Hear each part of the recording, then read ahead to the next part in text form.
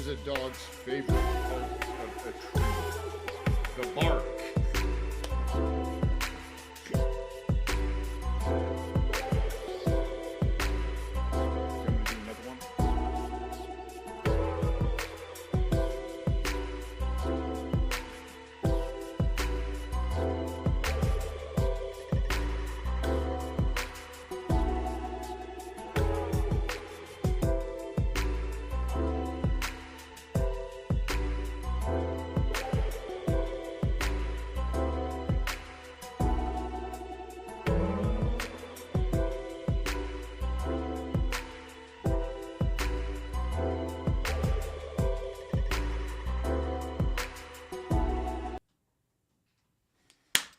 Good morning, everybody. Oh, are we back? We have to get the whole band back Yeah. together. Yeah. There you go. I'm bringing the band back. Good morning, everybody. I don't know if any of you heard our little sound test. We're doing a little sound test here. I told an amazing joke. I have another joke. Okay. What's brown and sticky? A stick. Happy Saturday morning. Everybody, I know, depending on where we are in the country, some parts have had an excellent spring thus far. Other parts, like Calgary, not so much, but we're getting there. We're getting there. The sun is shining now. Chance of showers. Tomorrow's meant to be nice, and it's looking good. So our podcast tomorrow is all about protecting your garden investment, having your frost blankets and everything ready. So tune into that if you want some more tips. A lot of people did some planting. A lot of people are still waiting. They're timely anytime. So if you're following us on IG, which is what the cool kids call the gram, Nice. or Insta, I'm not cool, so I don't know what to call it. But if you're following on Instagram, you won't be able to see the what do you call it, PowerPoint. It's been a busy week. You won't be able to see the PowerPoint. These are my notes. For anybody following on YouTube or on our homepage, so YouTube Golden Acre, you'll find us. Our homepage, goldenacre.ca. You'll find us if you want to swap over. If not, you want to stay on IG, no problem. I dig it. And then if you have any questions throughout, shout us, interrupt us, as Harry Potter would say. Yeah, right. You've never seen Harry Potter. I haven't read the books either. But I imagine that's what they would say. Right. Yeah, shout us, interrupt us. And we will answer. So, a lot of people are geared up. Now we're talking about getting into our season. We have our plants in the ground. There's a lot going on. We might still be waiting to plant. And a subject, and credit where credit is due. Brandy actually suggested this one, and it was a great topic. Something that we've missed. Brandy and I collab on a lot of what we're doing. Subjects, how we can change it up, how we can improve it, and whatnot. And credit where credit is due. This one is Brandy's, and I overlooked it, and I shouldn't have, because it's a subject we get asked about a fair amount on the floor, maybe not in its entirety, but certainly in piecemeal, and that is organic gardening.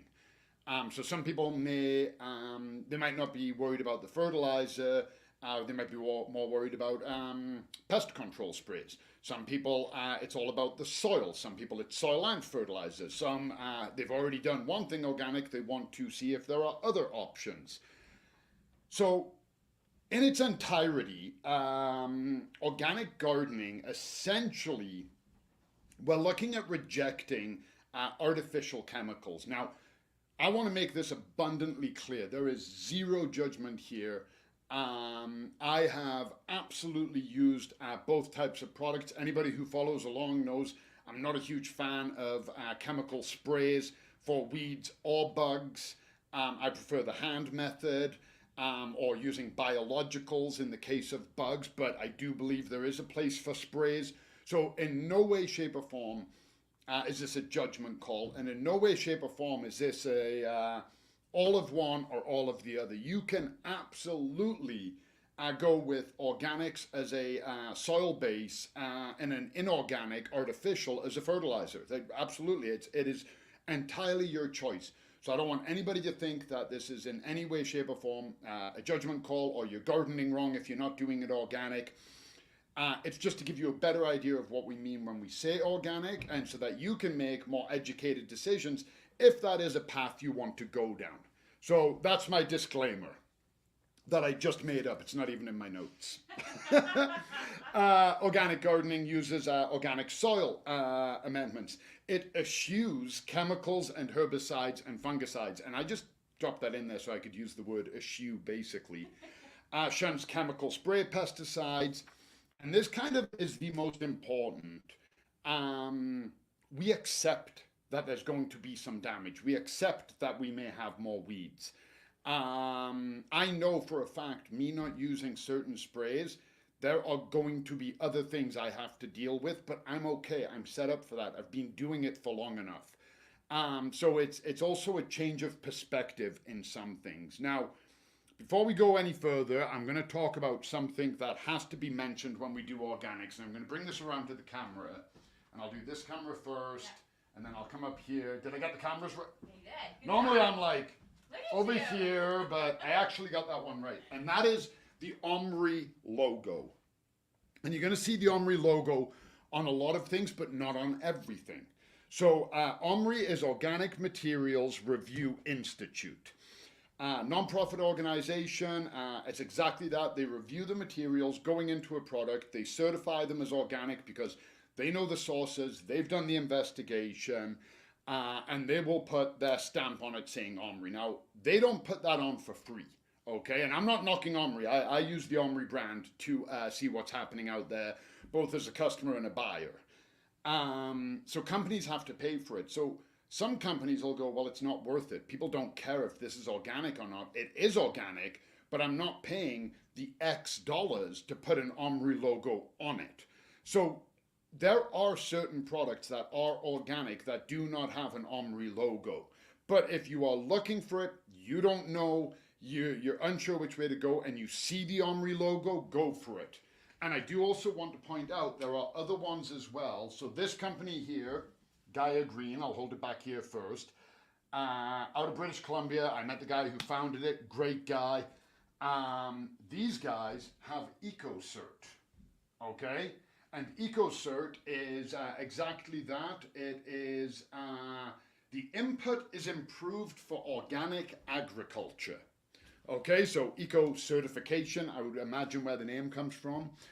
So keep an eye out for that if you're trying to make a decision, because I believe this part here that I'm going to discuss now is where a lot of the confusion comes in. Organic or organic based. Yeah. What does it mean? Yeah, like the amount of people who are like, I want organic, and then they go organic based. And we see that a lot in various things throughout life.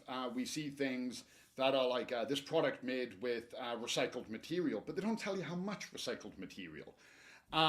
This product is plant-based. Well, is the whole thing plant-based, or is only part of it is plant? Mm-hmm. So we really, really have to kind of dive deeper. So I did, and I want to make it very simple. Organic, so anything that has the Omri label, anything that you know is organic, is 100% organic material. 100%. Everything in there is certified organic. That's true on our fertilizers. Dirt and Grow, do you have the logo? No, these guys are organic though, but they don't have an Omri logo, so there you go. And I grabbed that one. I think I've got stuff behind me that is organic and stuff that isn't organic. So again, a real change. Organic based is an equation, and it means a minimum of the ingredients, 15% is organic. The other 85 are inorganic, artificial.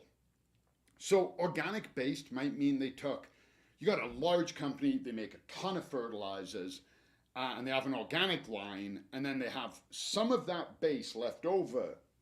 They move it to another line and they say organic based. It's only 15%. Okay, now it can be higher. It could go all the way to 99. If it's at 100, it's organic. But if I'm being honest, probably to that 15-20% mark. And I'm not calling out any companies. This is educational only. I use organic based, and artificial fertilizers. I use soils that are organic, and I use soils that aren't organic. So again, I'm going to keep beating that point home, that none of this make anybody feel bad about any decisions, because I'm more than willing to admit what I do here. So organic fertilizers, we have this one. This is a glacial rock dust. This is actually more of an amendment than a fertilizer. We have this one from Dirt and Grow. That is a fertilizer. And then behind me, if I can do it without trashing my set, I have a Jack's All-Purpose 20-20-20. This one, I'm building a little tower. Playing with Lego. Lego's awesome. Anyway, have you seen it? Sorry, I'm going to digress because my brain went there. Have you seen the new Lego cut flowers they're doing? I was going to say, there's like a whole shop based, There's a stall. Yeah, where is that? London. London. Yeah, and they're selling Lego flowers. I love it. It makes me happy. Organic fertilizers.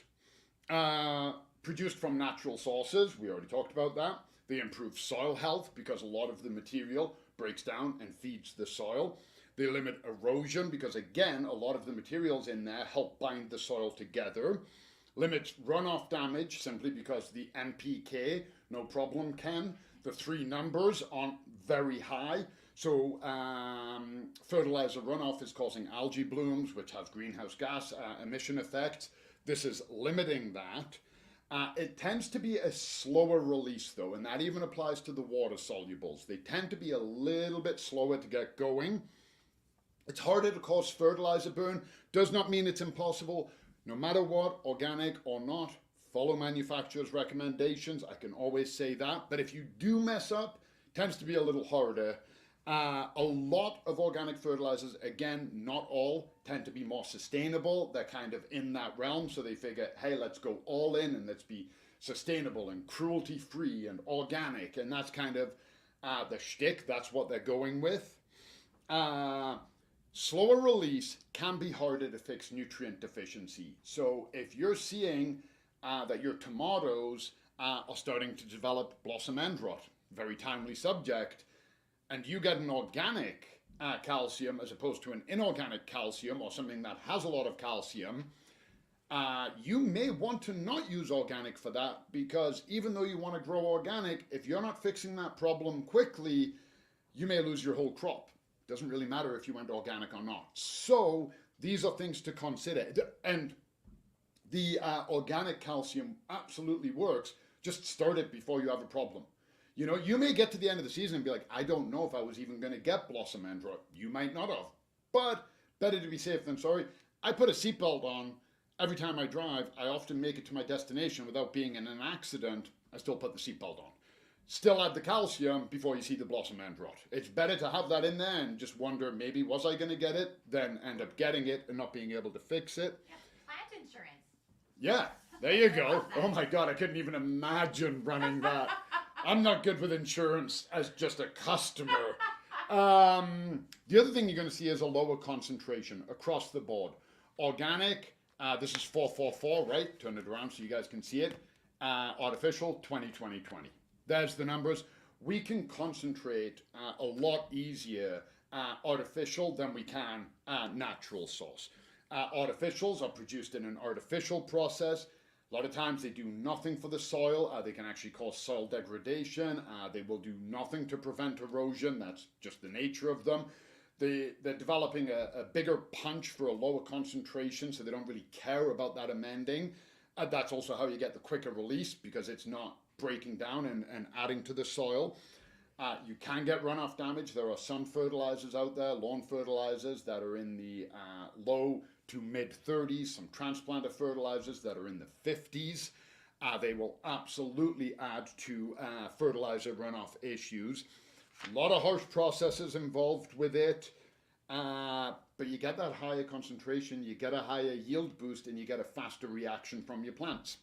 So again, both of them have pros and cons. You're not, if you follow this all the way through, and it's not going to be super long, I promise. We're trying to keep them a little shorter. We know people have better things to do than listen to me all day. So we're trying to get through them and give you guys a punch. But if you're waiting for the end, I'm gonna, I'll get you there right now. If you're waiting for the end, for me to get to the last slide and go, and that's why you should use organic, it ain't gonna happen.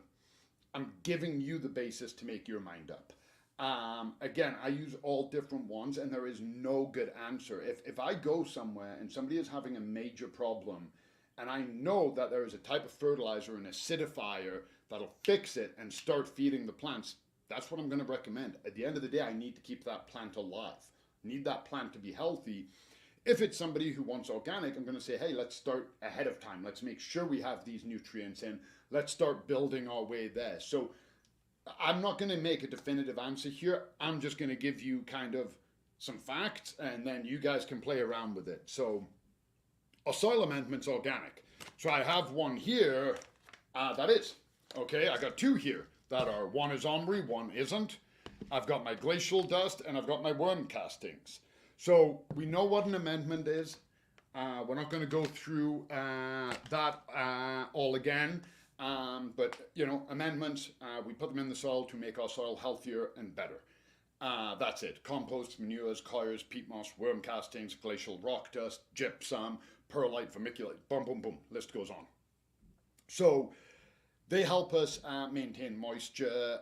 They help us break up the aggregates to the right size. They allow better gas exchanges. They do all that we need. You guys all know, I've said it a million times, a healthy living soil base is absolutely key to what we're looking for. And an organic one, so a lot of people go, well, it's soil. How can it not be organic? Again, maybe it is organic. They didn't put the OMRI listing on. But an organic amendment, I'm going to read this directly because this is a direct quote, has been screened and vetted as using only organic material and is free of synthetic chemicals, pesticides, and other artificial inputs and contaminants. All that means is that they have tested it. They found that it has a purity level. There's no residual fertilizer from where they've gathered this soil from. If they've composted it, all of those particles that are in there have actually broken down and everything has turned back into soil. Brandy, yeah. I am so sorry I forgot to do this. Can you run to the fridge and get our little cup of Our friends? friends? Get our friends. I just realized I forgot that. So why choose organic amendments? Okay. Why when we look at it are we going to look? Because organic does tend to be more expensive. It's a more processed draw, where the other one is industrialization. This one is extremely clean and drawn out. Thank you so much. I'm going to hide it. Everybody's like, whoa, what was that? Organic amendments tend to have higher positive bacterias for us. They allow better microbial activity. They improve soil aeration, better water filtration, better plant immunity. Okay, so again, we are going to be healthier, and I'm going on the word of like doctors and everything I've read about and heard about here. In no way, shape, or form am I qualified 100% to make this, but every doctor I've talked to, if you're talking about getting all of your vitamins and everything that you need, they would much rather see you do it through a healthy diet as opposed to taking a handful of supplements every morning. Okay, that's every doctor I've ever talked to, and I've talked to quite a few because I used to bash myself up a lot when I was younger. They all want you to be healthier with dietary choices, kind of the same thing. Sure, we can get there using, inorganic amendment, blah, blah, blah, and add a bunch of stuff. But if you just have a healthy soil, you're going to get there better. A better soil amendment, a more organic, richer amendment will help feed the plant, and it keeps the soil healthier. And one of my favorite organic amendments, am I off camera right now? No. Oh, I'm going to make a big mess, and I don't care. This is one of my favorite soil amendments. And these guys are organic. Hey, you go back. Oh, yeah. Yep. No, they're moving. Oh, yeah, they're warming up. They're moving. That's all it takes is them to get into your hand and they start getting warm. I love worms. Yeah. So these guys are red wigglers. They're amazing to add to your garden. Right there, red wigglers. And these guys, the speed that they eat material, clean it and poop it out as worm castings. So if you remember when we did worm castings, you can see they're basically living in a mixture of soil and worm castings. And these guys will do amazing in your garden. Absolutely, you guys can go back to bed. Absolutely amazing in your garden. And they also reproduce quite fast. So, you know, we know what these guys are getting up to. But adding things like that will help you keep your soil healthier and better and add that microbial activity. So you add some worm castings, you also add some worms to keep adding worm castings. It's great. So all the worm castings, I'm not going to say all, but the vast majority, all the companies I've dealt with, these are the ones that they use. Red wigglers. Simply because of how fast they eat and how fast they poop it out and how rich it is. Like they are just little machines, little engines. You can see them in my hand, raring to go. Get them into your garden, you're up and running. So, herbicides. This is, it took me a while to write the narrative here. This has to be the most controversial, complex, and diverse subject matter when it comes to organic versus artificial. No question. I've been doing this for a lot of years, and people are passionate on both sides. I'm not here to weigh in on that. Again, I do not have the degrees, the science behind it. Not a big fan. Okay, that's it. That's all I'm going to say. Not a big fan of artificial sprays. That is a personal choice. But I want you. We're talking here. We're family. You know, I only see like a couple of cameras. You guys only see me, so it feels, you know, like we're having a chat. Herbicides are what we know as weed killers, and there's two categories of a weed killer. There is selective and non-selective. Non-selective means it kills every plant indiscriminately. It's just a non-selective herbicide. You spray it on a plant, it is going to try and kill the plant. Selective simply means it controls specific weeds. Really, it's going to kill everything but grass. That's it in a nutshell. Now, I have a couple here. I didn't put my table together very well. So here's one, and this normally gets an instant reaction. Roundup. Okay, I think we all know it. I think everybody's heard about it. If you're a gardener, you sure do. If you're a gardener, you're probably in one camp or the other. This is Roundup Advanced, and a lot of people go, oh, Roundup Advanced, it must be better than original Roundup. I don't know why they called it Roundup Advanced when they could have called it Roundup Eco, because it doesn't have the hard chemicals in it. Again, I'll come around. I'm doing a lot of walking here. I'm getting my step. I'm going to start with Instagram this time. It is acetic acid. Yeah. It's acetic acid.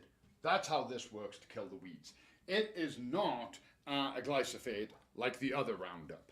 So even Roundup realized, ooh, hey, maybe we should get into that organic market, because there has been, and I don't want to say a trend because trends come and go, but there has been active, sustained growth in all products organic. So our number one selling control is biological, it's live ladybirds. Our number one selling soil is an organic soil, it is sea soil. Our number one fertilizer wasn't organic, see, I'm not just going to lie to you guys, but it was the organic based, right? Which tells me maybe people didn't know exactly what, but they saw the organic and they felt like they were making a better choice. So we are seeing a massive shift, and this has been sustained over 10, 12 years. That's why I'm saying it's not a trend. We didn't see an organic blip. We saw it on a very steep curve. So synthetic, and I didn't bring them up because I don't want to talk about them. We're talking about organic. I think we all know, again, what Roundup and Killex are. Synthetic are often considered the most effective. They are by far the most controversial. There are provinces, just so you know, BC are going nuts for this because they don't have to lock it up. Regular Roundup in BC, if you're on the floor, I don't know if you know this, Brandy, because you spend a lot of time in BC. In BC, if you go into a garden center and you want Roundup, it is under lock and key. Really? You cannot buy it. If there are two of us on the floor and only one of us has a herbicide license, Me and you are on the floor. Somebody asks you to get them Roundup. You know where the keys are, and you give them the Roundup, and you don't have a herbicide license, you can be charged. Wow. I have to be the one who hands it to them and takes them to the cache. Wow, seriously. Yep. And there are other provinces that have done the same. They've outlawed it.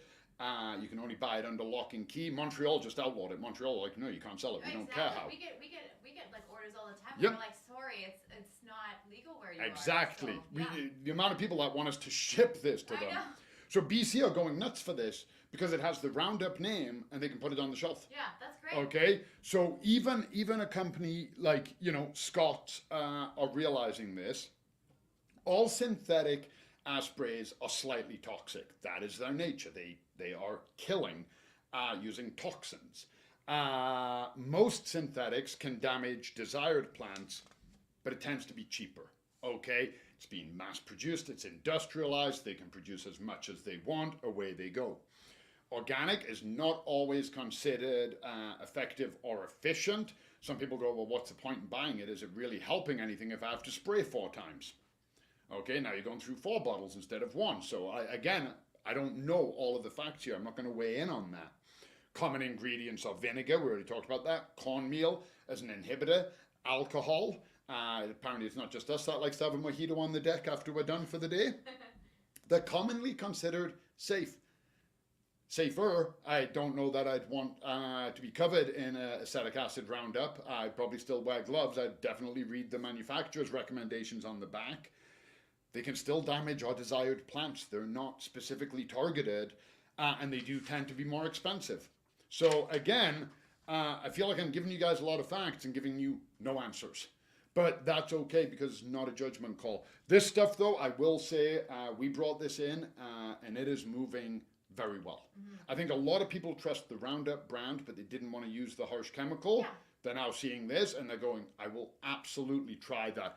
There are other ones as well. Credit where credit is due. There are a number of these on the market. There are a number of sprays out there for your weeds that don't have the harsh chemicals in it.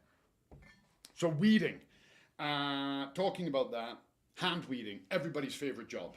Okay, everybody's favorite. The job that we ask our neighbors, hey, when I'm done here, can I come over and weed you? But it's organic. Yeah. It's organic. There's no spray. You still run the chance of hurting other plants. I've done that myself. You can turn the weeds into the soil. That doesn't mean you can turn weeds into soil. You can if you compost them. What I mean by that is you got little weeds coming up. Instead of trying to spray them or doing anything, you take your cultivator and just mush your soil up and they break down. Okay, they end up dying because their roots are sticking out. We can use hoes, cultivators, spades, trowels, transplanters, whatever. Some people use flames. Never ever once have I done that method, but absolutely I've seen it. People have blow torches and they go around, they put it over the weed, they burn it. I really don't know how efficient it is. I know there are certain perennials, you burn the top of them, they come back stronger. So again, judgment. I've never done it. Never really seen much merit in it. Time and maybe not have great results. Use a weeding spike when you're on something like this. You're going to do a lot less large areas of turf. Normally a plant we can kind of dig around. We can get there. Our lawn we don't want to do something thin to go down the significantly to desired plants. I'm not going to say no damage because I've weeded before and I've damaged plant. I've weeded before by hand and stepped. So we can still hurt plants that's in there. The best part about hand weeding, if we do it properly, it works every time the first time. 60% of the time, it works every time. Yeah. Nice. No, 100. You get in there and you get the roots and you really turn that soil and you bash up those little weeds. It is weeded. I have sprayed chemicals before in my career. I've done a lot of things. I've sprayed chemicals before. 8 hours later, the weeds are all, I'm not doing so good. 3 days later, they're like, I'm doing great. Life. And you're like, come on. So we don't know how well it's working. Hand weeding, you know, because you're doing it. Pesticides. So I have a pesticide here. First one I think I showed you guys. Insecticidal soap. Yeah. Omri. Okay. This is just a soap. It's potassium salts of fatty acids is the actual ingredient, which is just soap. You spray that, it clogs up the bugs. They don't do so well, they die. Okay, so that's organic. But it's a blanket killer. Okay, and what I mean by a blanket killer is that is going to kill any bug you spray it on. It doesn't, zero selection on bug killer sprays. Doesn't matter what you're spraying it on, it's going to kill that bug. So you really have to watch what you're doing. And then you have to be careful because a lot of these are going to have instructions about when it is safe to use until time of harvest. And there may be a window of 7 to 14 days. There are some, it does not matter, and I'm specifically going to talk here about cannabis. I don't care if this is organic, do not spray your cannabis plants. There is, I believe it's pyrethrum, but don't hold me to that. I didn't make a note of it, it just popped into my head right now, and I can't remember. But there is a chemical that you can spray, a very common, it's a fungicide or a pesticide. Cannabis is very susceptible to aphids, spider mites, and powdery mildew, and we can bring that into our grow rooms with us if we're working with other plants. People spray. I spray a tomato with this, accidentally, I can wash it off. It's probably going to be fine. Again, read the directions. Don't go around spraying all of your tomatoes. But I can't wash cannabis. I need that bud to stay there. It'll ruin it if I wash it. And there is a spray that if you spray it on cannabis and then ignite it, because a lot of people like to smoke it, it actually turns into cyanide gas. Now, it's not going to kill you. I'm telling you right now, it's not going to feel great. If you did enough, I suppose it would kill you. It is cyanide. But a lot of times, from people I know and respect in the growing world, the cannabis growing world, have told me, that's why when people used to buy it on the black market, and you'd smoke it and you'd feel really ill and headachy and nauseous, it was because of the chemicals that they'd sprayed on it, because they didn't give a damn. They just needed you to buy the cannabis. Now, Canada has cleaned up. We have dispensaries. You should see, I've read the list of rules. I've got friends who work in grow rooms for these dispensaries. They are not messing around when it comes to this stuff. They are beyond safe. So even though this says organic doesn't necessarily mean safe. Okay, it doesn't. Like there are sulfuric acid can be organic. I don't recommend pouring it on your tree. Okay, so you have to know a little bit. Just because it's organic doesn't blanket mean safe. I already said, harder to burn your plants, but not impossible. Okay, so just because something's organic, it doesn't mean that there's no rules apply. We can go willy-nilly with it. We still absolutely have to follow it. And I'll just show you guys really quick. There should be one. It's on this side. I missed it. All of these sprays, I'm not going to read it out, but you peel it off and there is all of the manufacturer's instructions. Okay? Fold it back like that. We don't mind if you have a look at that in store. Okay? That's what it's there for. It's there to educate you before you make your purchases. My favorite is biological control, which can be us. The method of humans removing bugs from plants by picking them off and squishing them. The actual correct name of that is no thanks.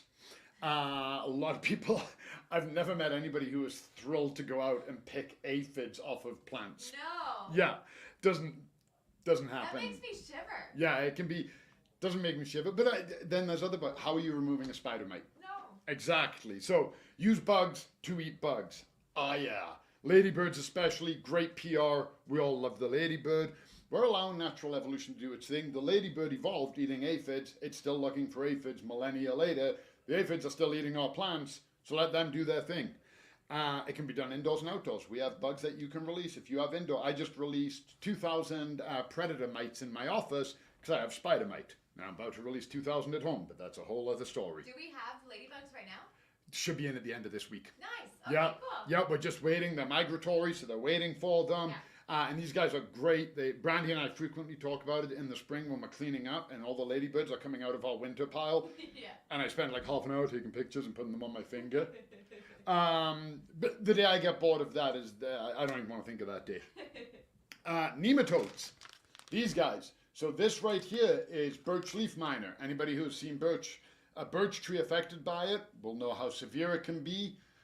These are amazing. This packet here has 5 million nematodes in it. 5 million? 5 million.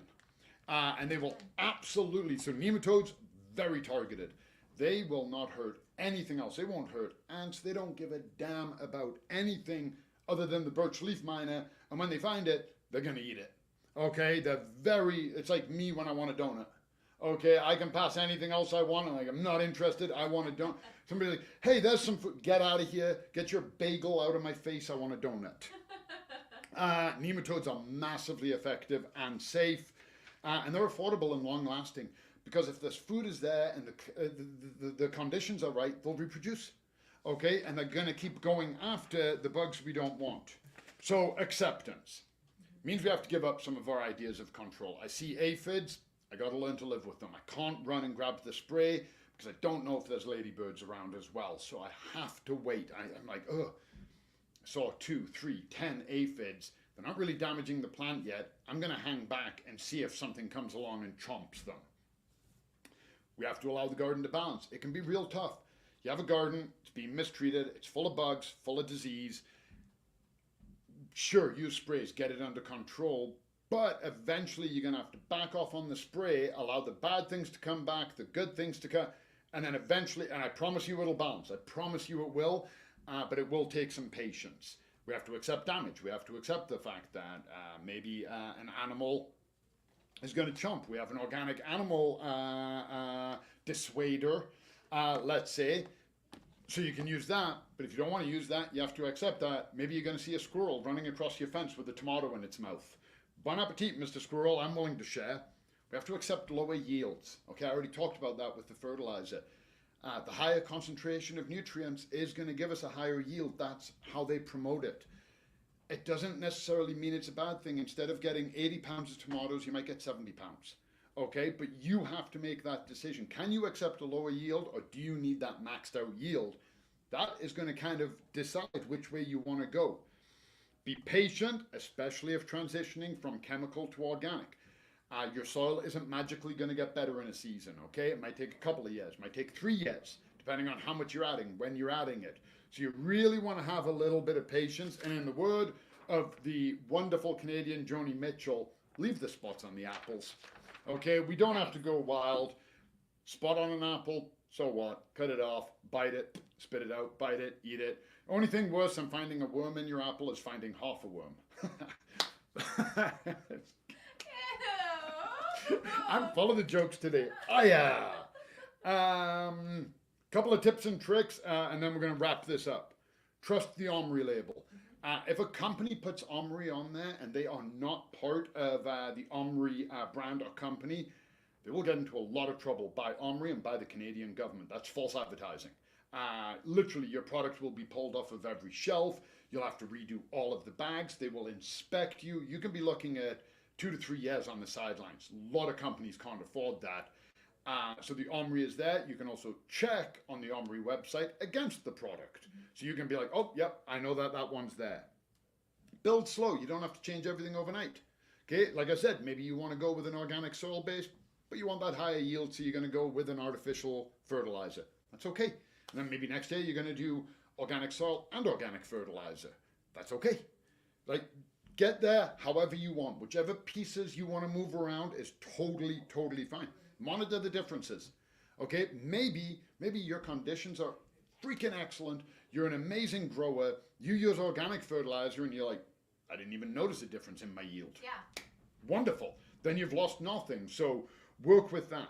Learn to change your perceptions. And that is the acceptance part. Learn that, yeah, there's going to be some rotten bugs in your garden.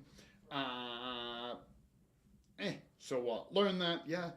Your vegetables might get a couple of blemishes on them. Again, move on. We have to change that perception. We can't believe that we're going to go organic and then have everything perfect. That's not really how organic works. So, but again, if we stay on top of it and we've got all the ladybirds and whatnot, you might be able to. So monitor those differences. Patience, again, it takes more time. I even said fertilizers were slow releases. So you know, kind of just bide your time. Make sure you're doing it right. Do it over the course of 2, 3, 10 years, however you get there.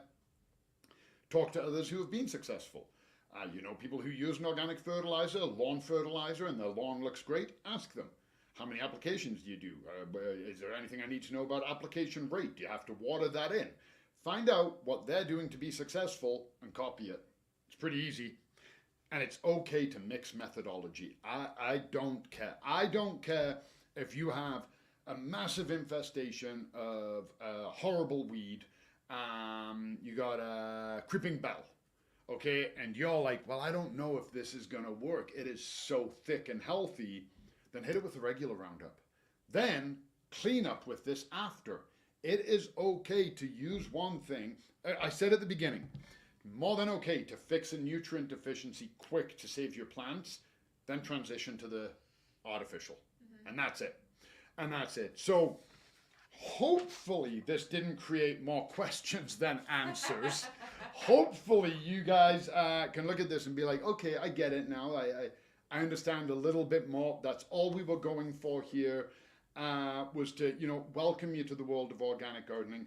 I like it. I like a lot of the organic companies. A lot of them are smaller companies. Sea Salt, I know them personally. They come visit me in my office. Annalita, I've been invited to go visit them an embarrassing number of times, and I haven't made it, but I will. I promise, Annalita, I will come and visit you guys. We get these worms. These worms are Canadian. Okay, yay Canadian worms. So there are a number of things that we can do. We're supporting local, we're keeping it organic, we're keeping it clean, but at the end of the day, it's your choice. So I'll leave it there. Do we have any questions? Yes, from Emily. Hi, Emily. Can we talk a little bit more about organic seeds? What does it mean when a seed is organic? Good question. So you'll see... Can you repeat it just a little bit, just in case? Thank you. Emily wanted to know about seeds. What does it mean that a seed is organic versus it says nothing, it just says seed. So organic tomatoes. Normally in that realm, what we're discussing there, obviously seeds aren't made in an industrial process, they're made with plants. Now a lot of times it'll be organic because the parent plant, the mother plant if you will, was grown using organic means. The other part of that can also be that it's non-GMO. Now, this is the part where I guess a little tricky because GMO has come to be kind of a scary thing, right? And people don't really know what it means, but they go, oh, I don't want GMO. GMO is genetically modified. That can be anything from hybridizing a plant. I am modifying the genetics. I take two plants, I hybridize them, that's got the best features, I keep that one, those seeds, and I keep doing that till I get the plant I want. Now I haven't gone in and artificially messed with any DNA, I haven't taken anything out, I haven't put anything in, much like how we got dog breeds. Every dog comes from a wolf, but now we've got everything from Irish wolfhounds to pugs, okay? We didn't go in, these breeds were done back in the medieval days. Okay, we weren't going in and tampering with DNA. We weren't splicing. We did selective breeding, and that's what we're doing. So there's heritage or heirloom seeds, which are original tomatoes. When we first started growing tomatoes, these were the ones they grew, and now we've got black ones and yellow ones in San Marzano. Doesn't necessarily mean it's a bad thing. It just means we took traits and we put it in. I don't really think it matters personally for me. I don't pay a lot of attention to that. What matters is the seed is in and of itself organic, okay? It doesn't have any traces. Somebody grows it with a chemical fertilizer, it's not going to really be in the seed. By the time you use it using only organic means, your fruit will be organic. So hopefully that clears it up and didn't make it too confusing. No, that's great. And I love that that's the running thing. It's like, if that's what you're looking for, then there is the option for that. I love that. So we actually had I recognize this person, and I always get their name wrong. I should really find out what their real name is. Cincialt? Okay, yeah. I believe they won a planter from you last year. I think so. I'm not sure. But really loved the half worm comment. That was great. Because my jokes are, I love you. And also, your greenhouse staff are fantastic. I needed help finding sulfur to adjust my pH, Canamaze to reduce powdery mildew, and soil education. And so That's so great. Thanks for coming in to visit us. And honestly, extend the invitation to anybody else who hasn't been to Golden Acre. And thanks for giving, I've said it before, I didn't say it today, so I'll say it now. And thank you for the prompt. You may see me and Brandy as the faces. Brandy's on social media. She does those amazing weeklies. You see Brandy and I doing the podcast. I stand here and talk about plants. Brandy and I may be the faces, the voices, okay? But we truly stand on the shoulders of giants, okay? We have amazing support staff upstairs in accounting and IT and logistics. And we have amazing frontline staff downstairs, from our cashiers who listen to people and they bring things through and they do everything they're meant to, all the way down to the staff that are just out there watering 8 hours a day to keep the plants going, to the people who helped you. It's wonderful to be part of this organization. We are just lucky to be the face and the voice. We absolutely couldn't do what we do without all of that support. Exactly. So thank you. And I think that wraps us up, Colin. All right. Well, have fun wherever you're tuning in from. Like Brandy said, open invite. Come by. If you see Brandy or myself on the floor, absolutely, please feel free to say hi. I don't care if it's a question or if it's just hello. We love to engage. Have a wonderful day. Garden safe. And we'll see you guys not next week. Next week we're taking the week off. To plant. Yeah, that's it. I'll probably still be here, but we're taking a week off from webinars, but we will be back the following Saturday. Podcast isn't taking a break though. You can catch that every Sunday.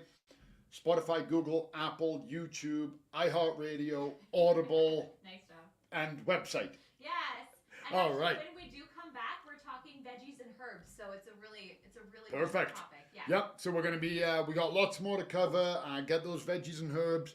How to ensure growth, blossom end rot, protecting against fungal diseases, harvest time, all kinds of fun stuff. I'll even share some of my anecdotes about making salsas, which was a way bigger process than I thought. Yeah. I thought you just smooshed tomatoes up and put them in a jar. No. No. You like sweat. Oh, your house is like a sauna, the humidity. Yeah. I actually couldn't get the smell when I made barbecue sauce. I couldn't get the smell out of my house. It's not a bad smell to have in the house, though. Oh my goodness. Every time you go home, you're like, why do I feel like barbecue? But thank you, everybody. We'll let you go. Enjoy your Saturday, and we'll see you in 2 weeks. Bye everyone.